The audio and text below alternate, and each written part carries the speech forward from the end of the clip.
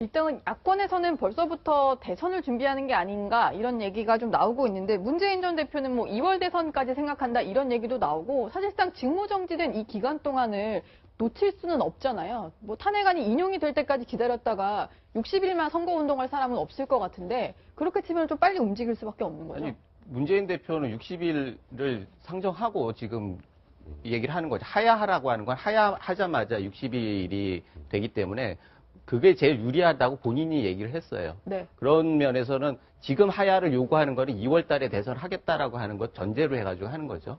그런 면에서는 뭐 일정 정도 의미가 있다라고 생각을 하는데, 지금 탄핵 절차를 끝까지 들어가더라도 탄핵이 불확실하기 때문에 언제 할지가 불확실하잖아요.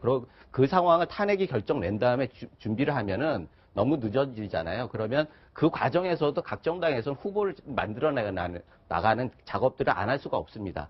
그런 면에서 야당에서는 지금 주자들이 많은데 여당은 오히려 뭐 주자가 없으니까 지금 특별하게 문제가 안 되죠. 그러나 야당 같은 경우에는 주자들이 많으니까 정지 작업을 그동안에 해놔야 되죠. 탄핵 기간을 손 놓고 있으면 안 되는 거고, 지금 문재인 대표 입장에서는 이재명 그 시장이 굉장히 치고 올라가잖아요. 그러니까 이게 일단은 지금은 후보가 되는 게 우선입니다. 그래서 그걸 빨리 해야 한다라고 하는 요구가 있는 거고, 네. 그러고 대선도 가급적이면 빨리 해야 한다라고 하는 생각이 있는 거예요. 그런 면에서는 문재인 대표가 서두르는 거는 상당히 전략적이다. 그러고 그런 연장선상에서 탄핵이 있었음에도 불구하고 즉시 하야를 주장하는 이유가 그런 전략의 연장선상에 있다라고 생각이 들고요. 결과적으로 보면은 지금의 야권에서의 다크호스는 결국 이재명 시장이다. 탄핵에서 뭐 배 이상의 여론조사가 올라왔고, 지금 현실적으로 오늘 아침에도 그 여론조사 보니까, 어제 나온 여론조사도 보니까 거의 뭐 몇 퍼센트 아니고 오차 범위 안에서 문재인 대표를 따라잡았더라고요. 게다가 지금 트위터에서는 그 SNS에서는 거의 이재명 그 시장이 독보적인 위치예요. 야권 지지자, 진보 지지자 층에서는 독보적인 체제예요. 그러니까 그만큼 문재인 대표 쪽에서는 위기감을 느끼는 거 아니냐. 그래서 이재명 시장의 견제구를 계속 날리는 거 아니냐 이런 생각이 듭니다. 그러니까 이 조기 대선으로 가면요.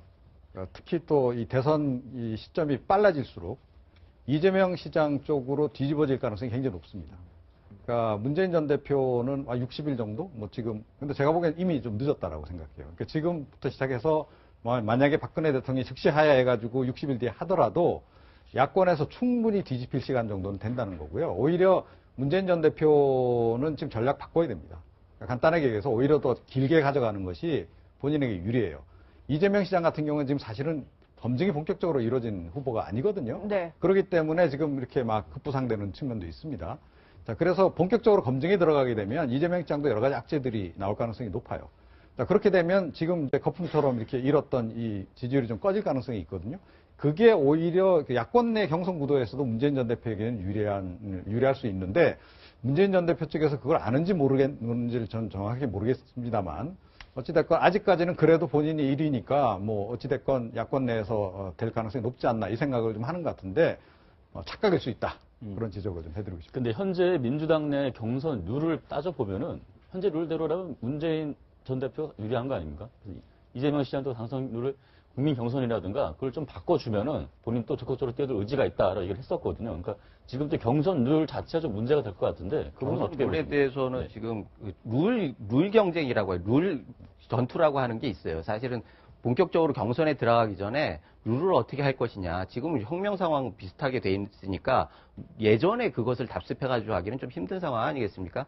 사실 문재인 대표 입장에서 당권을 완전히 장악하고 있는데 당에서 룰을 만드는 거에 대해서는 뭐 이재명 시장이 어떻게 할 수가 없죠. 그런데 이재명 시장의 입장에서는 하여튼 저런 여론을 어떻게 접목을 시켜가지고 대선 구도에서 자기가 유리하게 이렇게 할 것이냐라고 하는 요구가 있는 거예요. 그러면 진보 진영 전체, 촛불 민심이라고 하는 저걸 얻고 있는 이재명 시장의 입장에서는 지금의 친노와 친분 쪽은 어떻게 보면은 친박처럼 약간 밀어내야 할 대상 아닌가. 그리고 진보 진영에서도 이번 과정에서 또 그 야당 내에서도 이번 과정에서 문재인 회의론이 굉장히 많이 나왔던 것도 사실입니다. 그런 면에서 이런 기류를 얻고 이재명 시장 쪽에서는 좀 드라이브를 걸 필요가 있고 그런 면에서도 룰에 관한 전투가 굉장히 치열할 것이다. 이런 생각이 이제 듭니다. 보면은 진성당원, 모바일 당원 중심으로 가면은 문재인 전 대표가 결정적으로 유리한 거죠. 대부분 다 그분들인데요. 반대로 국민 여론이라든지 국민당원, 그러니까 국민 참여를 더 확대할 경우에는 이재명 시장이 훨씬 더 유리하겠죠. 그 싸움이 남아있을 것 같은데 아마 그 대목은 문재인 전 대표에서 양보하지 않을 겁니다. 왜? 특정인을 위한 룰 변경은 안 된다는 거 얘기를 몇 번 해왔습니다. 네. 쉽지는 않을 것 같고. 자, 이대로 갈 경우는 방금 이종건 박사님 말씀하신 동의하는 것이 시간이 갈수록 그러면은 어떻게 될까? 단기간 하게 되면은요, 이재명 시장이 더 유리합니다. 단기간 할 경우에는. 이 올라가는 파죽지 세를 막을 수가 없어요. 아마 이렇게 돼버리면은 모바일 당원이라 하더라도 문재인 전 대표를 여전히 지지하는 당원이라 하더라도 이대로 가면은 문재인 전 대표는 대통령이 아니겠는데 만약에 이 상황에서 이재명 시장을 떨어뜨리면은 이거 더 큰 문제가 되겠는데 하면은 이 모바일이 문재인에서 이재명을 할 수가 있습니다. 그래서 오히려 길게 잡는 것이 유리한데 그러나 빨리 하자고 말을 해놨는데 또 좀 뒤집을 수 있을까요? 이래저래 예. 문재인 전 대표는 고민이 많으시겠습니다. 네. 그런데 저는 좀 이제 이게 좀 더 폭탄 예측이 될지는 모르겠으나 사실은 경선 룰 안 바꿔도 그러니까 이재명 시장으로 역전될 가능성이 지금 굉장히 높아졌다고 봅니다. 그러니까 조금 전에 이제 모바일 이야기를 하셨는데 모바일 당원들은 대부분 친문이다. 그렇긴 하죠. 그런데 이 사람들의 어떤 성향이라든가 그런 걸 볼 때 친문에 대한 문재인 전 대표에 대한 충성도가 과연 그렇게 높을까? 꼭 그렇진 않다. 그리고 이 문재인 전 대표에 대한 회의론 조금 전에 말씀하셨는데 이재명 시장이 저렇게 치고 올라오는 그것은 보수 진영에서 지지해줘서 지금 지지율이 올라가는 게 아닙니다.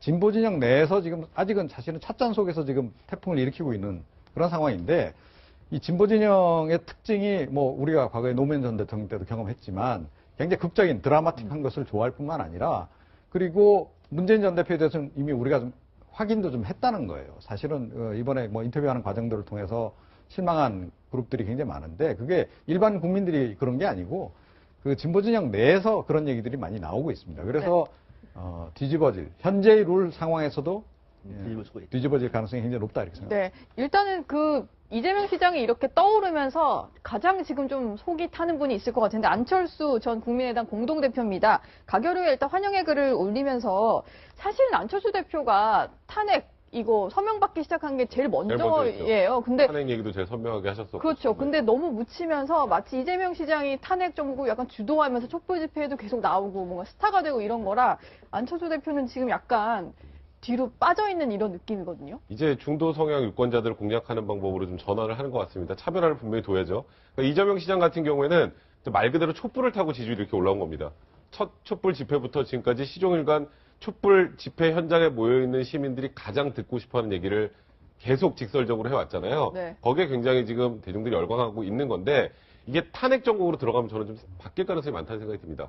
이제 일단 여기까지 끌고 온 게 촛불의 힘이었다면 그 촛불의 힘을 타고 이재명 성남시장이 여기까지 왔다면 이제 안정적인 과정으로 돌아서면 그러면 이재명 성남시장이 조금 지금 어찌 보면 저 거품이라는 생각은 하지 않지만 이렇게 올라오는 것이 좀 차분해지는 과정에서는 좀 떨어질 가능성이 있다는 생각이 들고요. 그러니까 안철수 대표 입장에서는 이제는 더 이상 퇴진 서명 운동도 이제 더 이상 받지 않고 이제는 그냥 말 그대로 헌법에 규정되어 있는 대로 탄핵 절차에 들어갔으니까 우리가 국회에서 할 수 있는 여기까지 이제부터는 전국 안정에 관련된 그런 좀 소위 말하는 선동보다는 이제는 이제 혼란스러운 것을 좀 안정시키는 쪽으로 가야 이제 어찌 보면 중도 성향 유권자나 일부 보수 유권자들도 끌어올 수 있다라고 판단하시는 것 같고 그래서 여야정 협의체 얘기를 하셨잖아요. 제가 오늘 아침에 SNS를 보니까 정진석 원내대표도 그런 얘기 하시더라고요. 이 안철수 전 대표의 얘기는 굉장히 환영할 얘기다. 이거는 이제 지금 혼란스러운 전국을 좀 안정화시키는 것. 그러니까 촛불 민심이 두 가지를 대변하는데 하나는 분노였고 하나는 불안이었는데 네. 분노에 편승해서 이제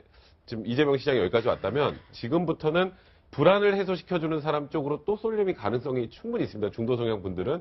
안철수 대표는 지금 그쪽을 공략하려는 계산으로 보입니다. 현재까지. 지금까지 분위기는 사실 이재명 시장이 거의 주도적으로 역할을 한 사실이죠. 그만큼 국민적인 지지가 있었고. 자, 이 국민이 이제 탄핵이 됐습니다. 탄핵 이후에는 정치권에서 해야 할 몫은 뭐냐면은 앞으로 2개월에 갈지 5개월에 갈지 알 수가 없는데 이 국민의 제일 큰 위기가 뭘까요? 국민들은 경제입니다. 정말 나락으로 떨어지고 있습니다. 정치권이 고민하지 않으면 이거는 국민이 촛불로 할 수 있는 문제가 아니에요. 가장 먼저 경제 문제를 얘기하는 사람이 안철수 전 대표입니다. 방금 얘기 나왔던 것이 뭐냐면 제가 적어왔는데 이제 국정 수습이 중요하다. 우선 경제 분야에서 여야정 협의체를 만들자. 처음으로 얘기한 사람이에요. 네. 그러니까 뭐냐면 이런 것들 국민대선 가기는 잘 안 될 겁니다. 그러나 책임 있는 정치의 모습은 이런 거라 봐요. 이제는 탄핵 국민에서는 헌전대 맡고 난 다음에 이제 정치권에서는 책임 있는 이런 대안을 모색하면 아마 앞으로 탄핵 이후에 진영으로 리더십을 참가할 때는 저는 안철수 대표의 이런 아주 먼저 탄핵을 얘기했었음에도 그 이후에는 또 다른 대안을 제시하는 이런 모습이 네. 상당 부분 국민들로부터는 반향을 불러일으킬 것이다. 저는 이렇게 예상을 합니다. 근데 저는 안철수 전 대표가 이번에 사실은 안철수 신드롬을 다시 한번 불러일으킬 수 있는 절호의 기회를 놓쳤다라고 생각합니다. 그러니까 좀 어줍지 않은 그 진보 선명성을 붙들고 있는 동안에 중도 세력하고 보수 세력들은 안철수한테 되돌아가고 싶은데 되돌아갈 수 없는 상황이 벌어졌다는 거죠. 굉장한 미스매치가 벌어진 겁니다. 발생한 것이고. 그러니까 사실은 그 진보 선명성 이재명 시장하고 문재인 전 대표 하게 그냥 내버려 두고요. 본인은 과감하게 중도 보수 진영으로 나왔어야 된다고 저는 생각해요. 이 사람들의 걱정이 뭔가요? 그러니까 안정성이 지금 걱정인 거 아니에요? 나라가 좀 이러다가 뒤집어지는 거 아니야? 이거 걱정하는 거 아닙니까? 그죠? 네. 자, 그 부분을 정확하게 치고 나오고 그리고 대안을 제시하고 그리고 국정의 안정적인 관리 부분에 대해서 지속적으로 메시지를 내고 이랬어야 되는데 아니 문재인 전 대표도 더 진보 선명성을 지금 강조를 하면서 하야해야 된다 이 주장을 지금 계속 해왔단 말이에요. 본인은 그것이 이제 뭐 일종의 그 논리적인 어떤 전개 내지는 그 뭐 호남 지역의 유권자들이 그걸 좀 바라는 것 같으니까 이 생각을 했을 것 같아요. 그리고 어찌됐건 진보 진영 내에서 경쟁해서 일단 이겨야 되겠다라는 생각. 그래서 야권 단일 후보가 돼야 되겠다는 그것에 너무 함몰돼 있었다.